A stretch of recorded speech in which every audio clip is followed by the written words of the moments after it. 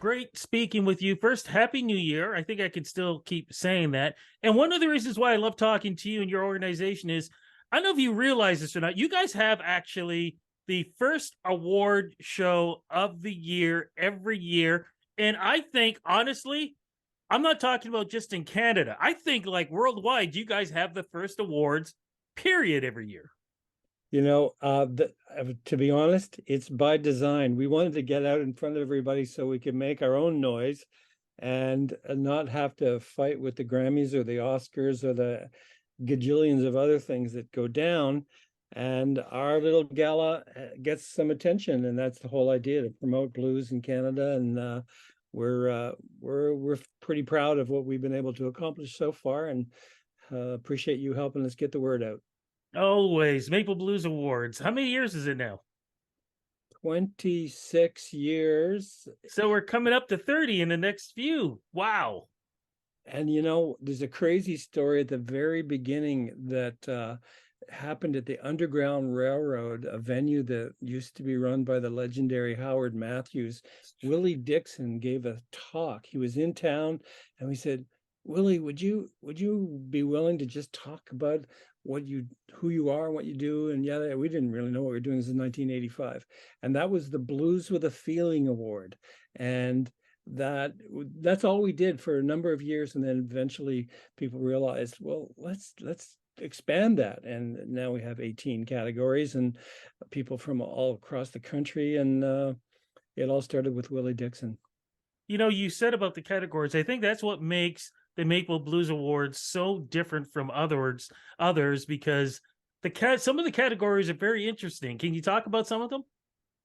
Right. Well, a few of them are kind of traditional: best male vocalist, female vocalist. We still do the gender breakdown. The one that's been announced is a sweet acknowledgement of somebody behind the scenes, the blues booster. And there's a radio broadcaster in Halliburton, Patrick Monahan, who's getting that. We've announced it. And as a booster, he's just been a champion of artists and the scene, broadcasting at Canoe FM, and getting out and around. But I mentioned Blues with a Feeling. That's the one that goes to, well, it's a public vote, but it goes to someone that the public wants to recognize as a legacy, lifetime achievement type of award. And then there's all the instrument categories: bass, keyboard, sax. It's quite something, and we're introducing something this year, although it's not going to take form. We're just telling people that there will be an Indigenous music category in the future, and Elaine Bombury, who's on our board, is working with us on that. Amazing. This is the evolution of the award show too. Who are some of the big nominees this year? Well, there are perennials, people who tour all the time, show up on the ballot: Sue Foley, Colin James. The one that's jumped out in front of a lot of people, and they're coming in for the show from BC, is Blue Moon Marquee. It's a duo that have a really fresh approach, and they showed up in about 4 categories, and they're flying in, and they'll perform with some of the members of Gary Kendall's Maple Blues Band. It sounds amazing. Where's this all taking place now? And are tickets still available? Because every time I talk to you guys every year, it's like, yeah, no, tickets aren't available because they sell out fast. Well, people who know this show got the good seats, and they're up front. That's the best available situation. There are still some tickets available, and we're at a new location, Harbourfront Center Theater. You might have heard it called the Du Maurier Theater Center or the N-Wave Theater. It's a space. When I worked at Harbourfront, I put some shows on with Abdullah Ibrahim and lots of great piano players, in particular when the Jazz Festival was in there. Harbourfront Center Theater, it only holds 350 people, so it's an intimate affair, and it's a bit of an innovation. We've lowered some of the ticket prices, and left our partnership with Kerner Hall after a dozen years. And, they were fantastic partners. And now Harbourfront Center is our partner, and we're producing in a new space. So all the links will get you to information that you need. I didn't mention that Paul Reddick and Anne Vrand and Megan Parnell and Dave Barnes from Bywater Call, Kevin Harvey from Durham County Poets, they're all playing. And the Maple Blues Band have a new record on Cordova Bay. So Oh, all that content is on offer, live show over the night and as we give out the trophies. okay. Now, here's the coolest thing about the awards. Just because the awards itself will end, the show doesn't end. Can you talk about the after show jam session that tends to happen? Well, you you may have seen that party at the Kerner Hall space. Unfortunately, we're in such a small space that we're No, no, just no, no. I'm stopping you there. I don't want to hear it. I don't want to hear that.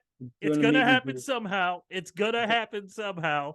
We may be getting a space, some underground location that I can't talk about right now. So let's let's get the music celebrated and celebrate the best in blues in Canada. That's what this is about.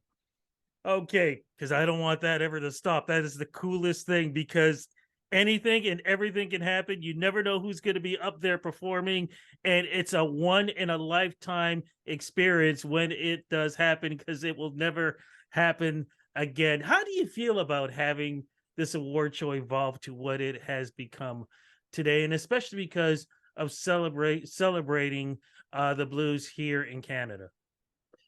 Well, you know, sometimes we say that Toronto is hitting above its weight because the Toronto Blues Society has been around for over 35 years, and we've been able to assist musicians and acknowledge the great talent that is here.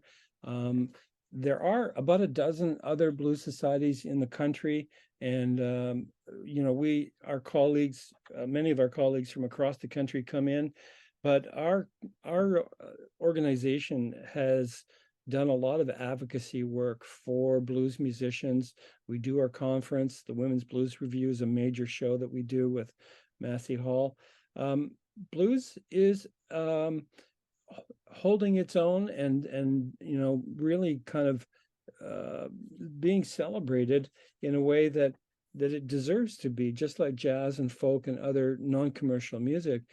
There are some great creators and songwriters and people still touring and releasing records, and a lot of festivals. So it's a healthy scene, and that's reflected in the Maple Blues Awards.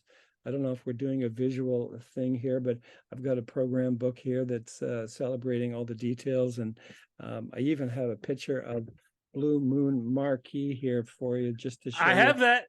They're very good. These folks are coming in from BC. It's a beautiful thing. Yeah, we want to continue. Our not-for-profit organization is run by volunteers, and we have some permanent staff.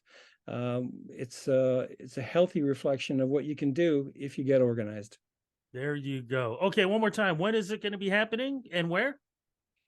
Okay, the Maple Blues Awards will be on Monday, January the 30th. Early start, 7 o'clock at Harbourfront Center Theater at Harbourfront Center on the waterfront on Queens Quay. 235 Queens Quay is the location. All the details are on the Toronto Blues Society website, and that's torontobluesociety.com. The coolest award show in the first of the year. Derek, thank you so much for your interview, for this interview. Congratulations on another stellar year. I can't wait as we keep talking that we get to that 30 plus year, because I know you guys are probably thinking about it even now and how you're going to celebrate this this big milestone. We'll have to do something special, but coming out of COVID, we're just happy to get everybody. Getting the community together is a big deal. Thanks for helping Fantastic. spread the word.